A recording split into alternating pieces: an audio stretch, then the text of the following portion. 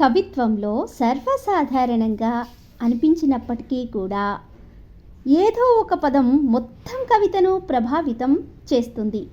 అదే ఆ పదమే శబ్దరూప చిత్రణయై కవిత మొత్తం విస్తరిస్తుంది. అందుకే కవి వీటిని శబ్దచిత్ర ప్రయోగమని నామకరణం చేశారు.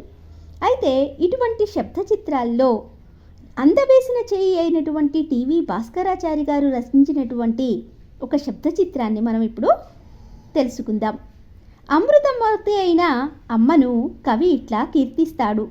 అమ్మకు అమృతానికి మధ్య వారధిగా నిలిచిన తండ్రి, అమృతానికి అనంతతత్వానికి మధ్య పోటీ పెరిగిన తల్లి ఆదిగురువే.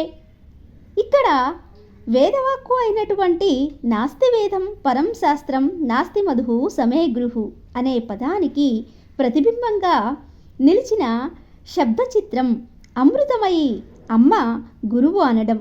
అంత గొప్ప విషయాన్ని శబ్దచిత్రంగా మన కళ్ళ ముందు దర్శింపచేసినటువంటి స్త్రీ సంపతితమైనటువంటి కవిత విశేషంగా ఈ కవితలో ప్రస్తావించటం అద్వితీయం.